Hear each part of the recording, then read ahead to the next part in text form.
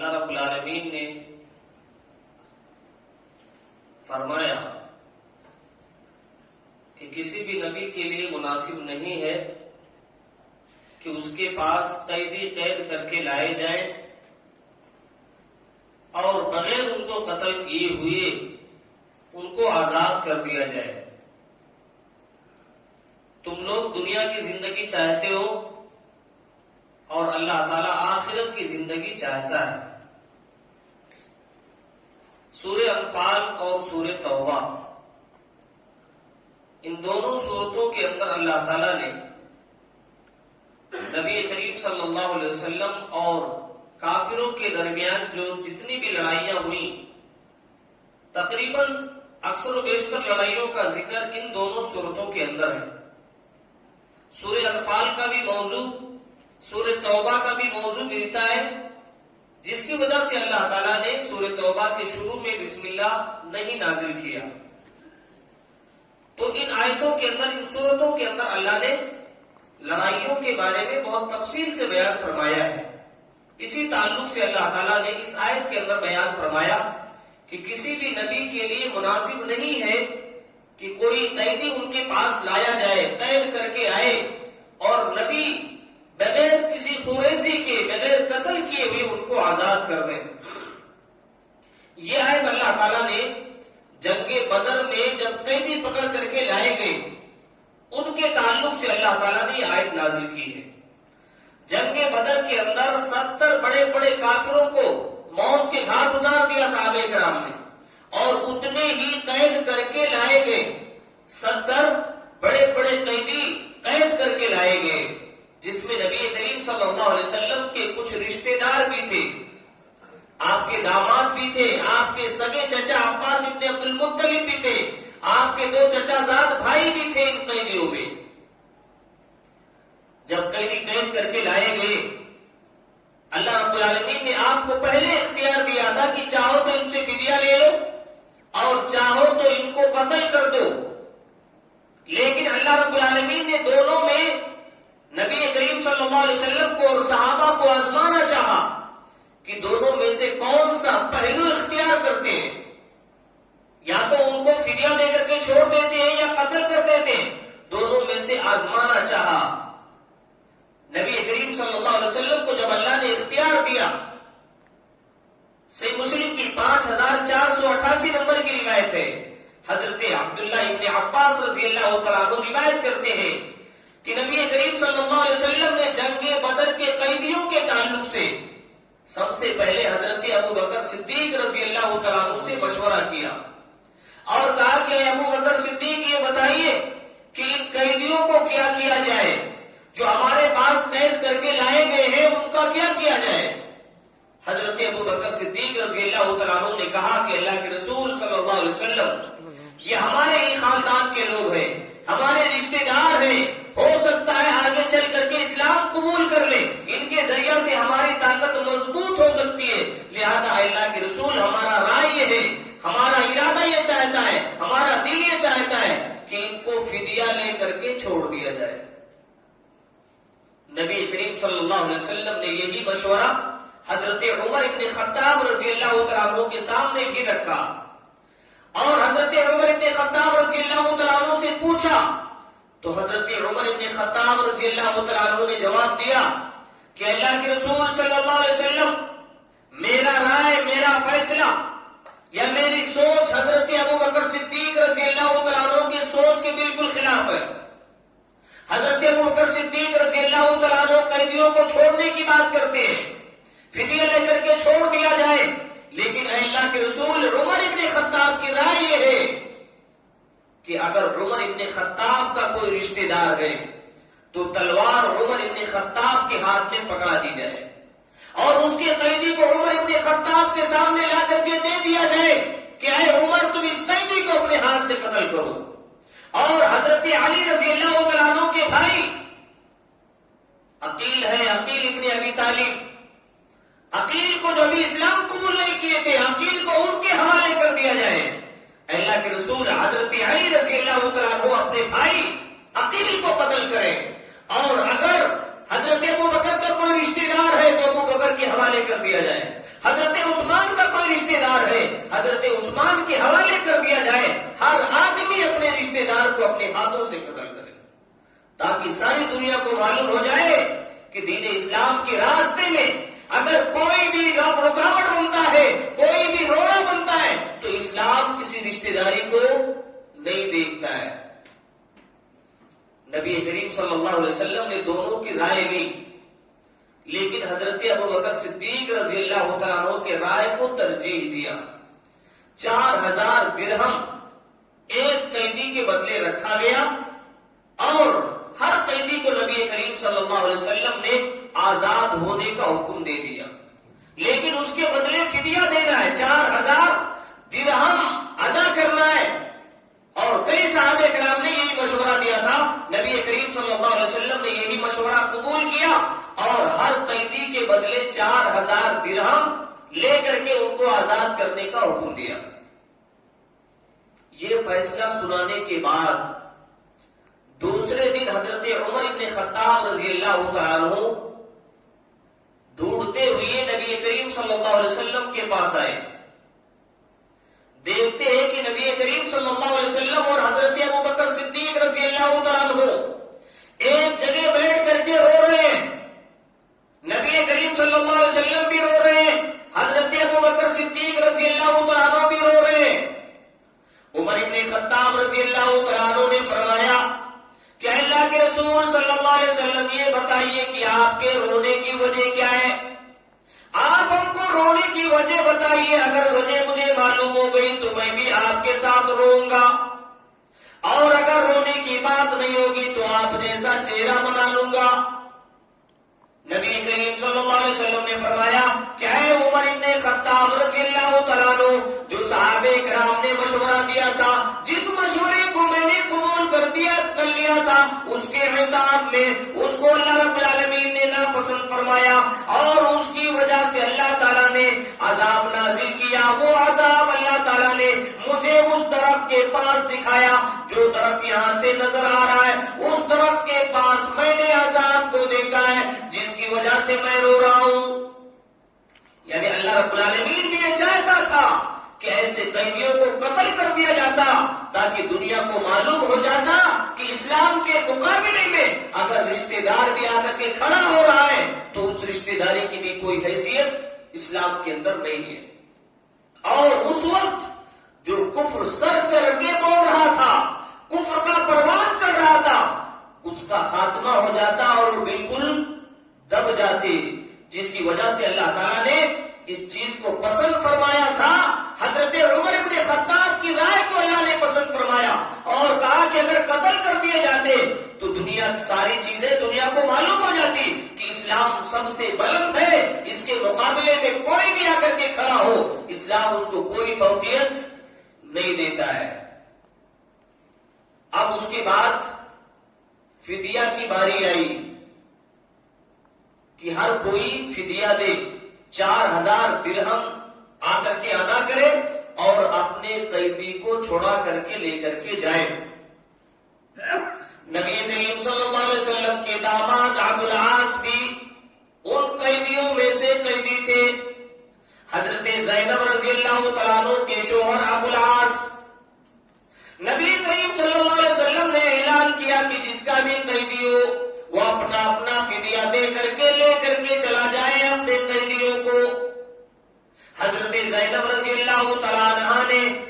اپنے شوہر کو چھڑانے کے لیے، اپنے شوہر کو آزاد کرانے کے لیے، جو ان کی ماں حضرت خدیجہ رضی اللہ تعالیٰ عنہا نے ان کے شادی کے موقع پر ایک ہار دیا تھا،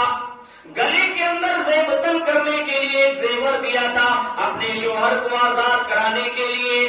اپنے شوہر کو چھڑانے کے لیے وہ زیور نبی کریم صلی اللہ علیہ وسلم کی خدمت میں پہنچا دیا۔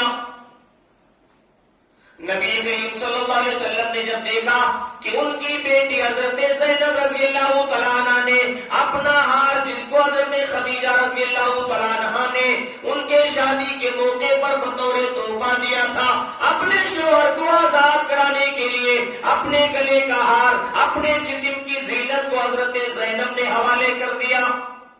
نبی کریم صلی اللہ علیہ وسلم حضرت زینب کے ہار کو دیکھ کر کے رونے لگے. نبی کریم صلی اللہ علیہ وسلم کی آنکھوں سے آنسو جاری ہو گیا. حضرت خدیجہ کو یاد کرنے لگے اور یہ تصور کرنے لگے کہ حضرت خدیجہ رضی اللہ تعالیٰ عنہا نے جس ہار کو حضرت زینب کو بطور تحفہ دیا تھا، بطور ہدیہ دیا تھا، آج میری بیٹی نے اپنے شوہر کو آزاد کرانے کے لیے اپنے جسم کی زینت کو بھی میرے حوالے کر دیا ہے. یہ حضرت خدیجہ رضی اللہ تعالیٰ عنہا کو یاد کر کے نبی کریم صلی اللہ علیہ وسلم رونے لگے. نبی کی بیٹی ہے، نبی کریم صلی اللہ علیہ وسلم کے داماد ہے. نبی کریم صلی اللہ علیہ وسلم دیکھتے ہیں کہ حضرت زینب نے اپنے جسم کے زیور کو لا کر کے اپنے شوہر کو آزاد کرانے کے لیے دے دیا ہے. یہ میاں اور بیوی کا رشتہ ہوتا ہے. یہ واقعے سے معلوم ہوتا ہے کہ ایک میاں اور بیوی کا رشتہ کتنا مضبوط ہوتا ہے کہ اگر شوہر پریشانی میں مبتلا ہو تو بیوی اپنے زینت کی چیز کو بیچ کر کے اس کو آزاد کرائے، یا اسی طریقے سے بیوی کسی پریشانی میں مبتلا ہو تو شوہر اپنے زینت کی چیز کو بھی بیچ کر کے اس کو آزاد کرائے. نبی کریم صلی اللہ علیہ وسلم دبے لہجے میں روتے ہوئے صحابہ کرام کو بلایا. اگر آپ چاہتے تو ویسے بھی حضرت زینب کا ہار واپس کر سکتے تھے، لیکن نبی کریم صلی اللہ علیہ وسلم نے صحابہ کو بلایا اور کہا کہ میرے صحابہ، یہ ہار میری زینب رضی اللہ تعالیٰ عنہ کا ہے، جس کو ان کی ماں حضرت خدیجہ رضی اللہ تعالیٰ عنہ نے ان کے شادی کے موقع پر بطور تحفہ دیا تھا. میں یہ نہیں چاہتا کہ حضرت خدیجہ کی نشانی چلی جائے. اے میرے صحابہ، اگر تمہاری اجازت ہو تو تمہاری اجازت کی بنا پر اس ہار کو میں واپس کر دوں، اس ہار کو میں حضرت زینب کو واپس کر دوں، تاکہ حضرت خدیجہ رضی اللہ تعالیٰ عنہ کا جو تحفہ تھا حضرت زینب کے پاس باقی رہے. یہ نبی کریم صلی اللہ علیہ وسلم نے صحابہ سے مشورہ کیا. یہ انصاف کا تقاضا تھا کہ اگر بیٹی کا بھی ہار واپس کر رہے تو وہ بھی صحابہ کے مشورے سے ہونا چاہیے. نبی کریم صلی اللہ علیہ وسلم نے مشورہ کیا، سارے صحابہ نے کہا. نبی کریم صلی اللہ علیہ وسلم نے روتے ہوئے اس ہار کو واپس حضرت زینب رضی اللہ تعالیٰ عنہ کے حوالے کر دیا اور اس کے بعد اپنے داماد کو آزاد کیا. یہ انصاف کا تقاضا بتاتا ہے. نبی کریم صلی اللہ علیہ وسلم کے انصاف کے تقاضے بتاتے ہیں کہ اسی لیے دنیا قائم تھی اور اسی لیے اسلام کا یہ طرز عمل اور دنیا کا یہ اخلاق، دنیا کے سامنے اسلام کا اخلاق پھیلا، جس کی وجہ سے اسلام دنیا کے اندر پھیل کر کے اپنے اخلاق اور اپنے کردار کے بلبوتے دنیا کے کونے کونے تک پہنچا. اس کے بعد نبی کریم صلی اللہ علیہ وسلم کے چچا عباس ابن عبد المطلب کی باری آئی. کہنے لگی بھائی میرے پاس تو کوئی فدیہ دینے کے سامان ہی نہیں ہے، میرے پاس جو فدیہ دینے کے تھے جنگوں میں لوٹ لیا گیا، میرے پاس تو کوئی فدیہ دینے کا تھا ہی نہیں، میں کہاں سے لا کے فدیہ دوں. نبی کریم صلی اللہ علیہ وسلم نے صحابہ کو کہہ دیا کہ اللہ کے رسول، جب تک یہ عباس ابن عبد المطلب فدیہ نہیں دیں گے تب تک ان کو آزاد نہیں کرنا، تب تک ان کو چھوڑنا نہیں، اس لیے کہ ان کے پاس مال و دولت کی کثرت ہے،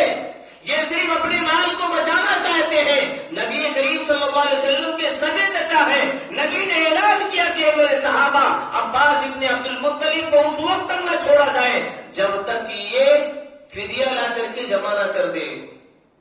مفسرین لکھتے ہیں کہ بخیلی ان کی عادت تھی، بخیلی ان کی عادت تھی اس لیے کہ وہ سود کا کاروبار کرتے تھے. اسلام لانے سے پہلے سود کا کاروبار کرتے تھے، اس لیے بخیلی ان کی عادت ہوتی تھی. اس لیے حضرت عباس ابن عبد المطلب نے کہا کہ میرے پاس فدیہ دینے کے لیے کچھ بھی نہیں ہے. جب اپنے بات پر اڑے رہے تو نبی کریم صلی اللہ علیہ وسلم نے فرمایا کہ اے عباس، جو مال تم نے اور تمہاری بیوی ام الفضل نے مل کر کے گاڑا ہے زمین کے اندر، وہ کیا ہوا؟ نبی نے کہا کہ عباس، اور تم نے اور آپ کی بیوی نے ام الفضل نے مل کر کے جو زمین کے تہ میں گاڑے ہو وہ کہاں چلا گیا مال؟ حالانکہ عباس ابن عبد المطلب اور ام الفضل کے علاوہ کسی کو نہیں معلوم، لیکن اللہ رب العالمین نے نبی کریم صلی اللہ علیہ وسلم کو باخبر کر دیا، اور نبی کریم صلی اللہ علیہ وسلم نے عباس ابن عبد المطلب کو بتایا کہ تم نے مال زمین کے اندر گاڑا ہے، تم نے اور تمہاری بیوی نے مل کر کے زمین کے تہ میں گاڑا ہے، وہ لاؤ اور اس کے بعد تم آزاد ہو جاؤ۔ حضرت عباس ابن عبد المطلب نے جب نبی کریم صلی اللہ علیہ وسلم کے اس جذبے کو دیکھا، اس غیبی بات کو سمجھا، سمجھ گئے کہ یہ کوئی نبی کے علاوہ کوئی دوسری بات اس طرح کا نہیں کر سکتا ہے۔ اسی وقت حضرت عباس ابن عبد المطلب نے اسلام قبول کیا اور نبی کریم صلی اللہ علیہ وسلم کے اوپر آ کر کے کلمہ پڑھا۔ اس کے بعد اپنا فدیہ بھی دیا، اپنے دو بھتیجے نوفل ابن حارث اور عقیل ابن ابی طالب دونوں کا فدیہ دے کر کے دونوں کو آزاد کرایا۔ تو یہ نبی کریم صلی اللہ علیہ وسلم نے بدر کے قیدیوں کے تعلق سے انصاف اور آپ کا اخلاق کریمانہ تھا کہ نبی کریم صلی اللہ علیہ وسلم نے سارے لوگوں کے ساتھ ایک سا برتاؤ کیا۔ اس کے بعد اللہ رب العالمین نے سورہ توبہ کے اندر فرمایا، یا ایھا الذین آمنوا انما المشرکون نجس فلا یقربوا المسجد الحرام بعد عامهم ھذا۔ اللہ رب العالمین نے فرمایا کہ لوگوں جو ایمان لے کر کے آئے ہو، بے شک مشرک نجس ہوتا ہے، ناپاک ہوتا ہے، اس سال کے بعد ان مشرکوں کو خانہ کعبہ کے قریب بھی آنے مت دو۔ بعد عامهم ھذا وَإِنْ خِفْتُمْ عَيْلَةً، اگر تم کو فقیری کا ڈر ہے، محتاجگی کا ڈر ہے، یغنیہم اللہ من فضلہ، اللہ رب العالمین اپنے فضل سے تم کو مالدار بنا دے گا، لیکن مشرکوں کو اس سال کے بعد مسجد حرام کے اندر، خانہ کعبہ کے اندر آنے کی اجازت نہیں ہے، اس لیے کہ وہ نجس ہوتے ہیں، ناپاک ہوتے ہیں۔ اس آیت کے اندر اللہ تعالیٰ نے کافروں کو، مشرکوں کو ناپاک کہا ہے۔ ناپاک کا مطلب جسم کے اعتبار سے نہیں ہے، جسم کے اعتبار سے ناپاک نہیں ہے کہ وہ ان کا ہاتھ ہمارے ہاتھ کو لگ جائے تو ہمارا وضو ٹوٹ گیا، ایسا نہیں ہے۔ ان کا ہاتھ ہمارے ہاتھ کو لگا تو ہمارا غسل ٹوٹ گیا، ایسا نہیں ہے، بلکہ اس کا مطلب یہ ہے کہ دل کے اعتبار سے، عقیدے کے اعتبار سے، دل کی کمزوری کے اعتبار سے وہ ناپاک ہیں، ان کا دل صاف نہیں ہے۔ یہی اعلان اللہ رب العالمین نے کیا کہ مشرک نجس ہوتا ہے، اس لیے اس کو خانہ کعبہ کے اندر آنے کی اجازت نہیں ہے۔ اور اگر مشرک ظاہری طور پر ناپاک ہوتا تو نبی کریم صلی اللہ علیہ وسلم چچا ابو طالب کے ساتھ نہیں رہتے، ان کے ساتھ اٹھنا، ان کے ساتھ بیٹھنا، ان کے ساتھ دین کی دعوت و تبلیغ کرنا، اور سب سے بڑا کارنامہ ایک مشرک ہی نے، ایک کافر ہی نے ہجرت کے موقع پر ادا کیا تھا۔ نبی کریم صلی اللہ علیہ وسلم نے بطور عذرت ایک کافر کو مکہ سے مدینہ راستہ کا جانکار تھا، مدینہ تک پہنچانے کے لیے بطور عذرت نبی کریم صلی اللہ علیہ وسلم نے ایک کافر کو رکھا تھا، اور ایک کافر نے ہجرت کا راستہ نبی کریم صلی اللہ علیہ وسلم کا طے کرایا۔ مکہ سے لے کر کے مدینہ تک کا راستہ اس کو معلوم تھا، راستہ جاننے میں ماہر تھا، جس کی وجہ سے نبی کریم صلی اللہ علیہ وسلم نے ایک کافر کو ایک ہجرت جیسے مقدس سفر پر نبی کریم صلی اللہ علیہ وسلم نے ایک کافر کے ساتھ طے کیا، جس سے معلوم ہوا کہ کافر جسم کے اعتبار سے نہیں بلکہ دل کے اعتبار سے، عقیدے کے اعتبار سے پلید ہوتا ہے، عقیدے کے اعتبار سے نجس ہوتا ہے، جس کی وجہ سے اللہ رب العالمین نے کہا کہ مشرک یہ ناپاک ہوتے ہیں، ان کو اس سال کے بعد خانہ کعبہ کے اندر آنے کی اجازت نہیں ہے۔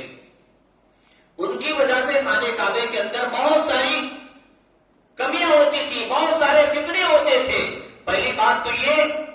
کہ خانہ کعبہ کے اندر بھی آ کر کے اپنے دیوی دیوتاؤں کو پکارتے تھے، جہاں تلبیہ پکارتے تھے وہی تلبیہ میں اپنی دیوی دیوتاؤں کا بھی نام لیتے تھے، یعنی وہاں بھی خانہ کعبہ کے اندر بھی آ کر کے شرک جیسے کام کو انجام دیتے تھے۔ اور دوسرا جرم ان کا یہ تھا کہ خانہ کعبہ کے اندر آنے کے بعد چاہے مرد ہو چاہے خواتین ہو، ان کی سارے کے سارے ننگے طواف کیا کرتے تھے، اور اس کے علاوہ اس سے بڑھ کر کے انہیں مشرکوں نے خانہ کعبہ کے اندر حضرت ابراہیم علیہ السلام کی، حضرت اسماعیل علیہ السلام کی تصویر بنا کر کے ان کے ہاتھوں میں تیر اور فال لگا دیا تھا. یہ تصور کرنے کے لیے، یہ باور کرانے کے لیے کہ حضرت ابراہیم اور حضرت اسماعیل علیہ السلام نعوذ باللہ فال نکالتے تھے. اور اس سے بڑھ کر کے ان مشرکوں نے خانہ کعبہ کے اندر یہ بھی فتنہ برپا کیا کہ خانہ کعبہ کے ارد گرد 360 بتوں کو بھی نافذ کر دیا تھا، 360 بتوں کو بھی قائم کر دیا تھا دیوار، خانہ کعبہ کی دیوار کے ارد گرد. یہ ساری چیزیں ان کی دین تھی. لیکن جب مکہ فتح ہوا اسی سال اللہ رب العالمین نے نبی کریم صلی اللہ علیہ وسلم کے ذریعے بھی اعلان کروایا کہ اس سال کے بعد کوئی بھی مشرک، کوئی بھی کافر خانہ کعبہ کے پاس، خانہ کعبہ کے بھی قریب نہیں آ سکتا. اسی لیے آج دنیا کے اندر بڑے سے بڑے سیاستدان بھی دیکھنے کی خواہش کرتے ہیں، لیکن الحمدللہ وہاں کی حکومت اس کی اجازت نہیں دیتی ہے. یہ خانہ کعبہ کا تقدس جو اللہ تعالیٰ نے نبی کریم صلی اللہ علیہ وسلم کے زمانے میں نازل کیا تھا، آج بھی وہ تقدس خانہ کعبہ کا برقرار ہے. تو اس کے بعد جب مکہ فتح ہوا، نبی کریم صلی اللہ علیہ وسلم نے اپنے نیزے سے اور خود نبی کریم صلی اللہ علیہ وسلم 360 بتوں کو اپنے ہاتھوں سے توڑا. اور قل جاء الحق وزهق الباطل ان الباطل كان زهوقا، یہ آیت پڑھتے جاتے ایک ایک بت کو نبی کریم صلی اللہ علیہ وسلم اپنے ہاتھوں سے پاش پاش کرتے، توڑتے. تو نبی کریم صلی اللہ علیہ وسلم نے مکہ فتح ہونے کے بعد خانہ کعبہ کو بالکل پاک و صاف کیا، بتوں کی گندگی سے پاک و صاف کیا، اور یہ بھی اعلان کر دیا کہ جس کے پاس توحید کی سرٹیفکیٹ نہیں ہے، جس کے پاس توحید کا بطاقہ نہیں ہے، وہ شخص خانہ کعبہ کے اندر نہیں آ سکتا ہے. اور جو شخص آنا چاہتا ہے کلمہ توحید پڑھ لے، کلمہ شہادت کا اقرار کر لے، اس کے لیے ہمیشہ ہمیشہ کے لیے خانہ کعبہ کا دروازہ کھلا ہوا ہے. اللہ رب العالمین سے دعا کریں اللہ تعالیٰ ہم تمام مسلمانوں کو ان ساری باتوں پر غور و فکر کرتے ہوئے اپنے ایمان کو اور اپنے عقیدے کو مضبوط کرنے کی توفیق عطا فرما. آمین. وآخر دعواہم الحمدللہ رب العالمین.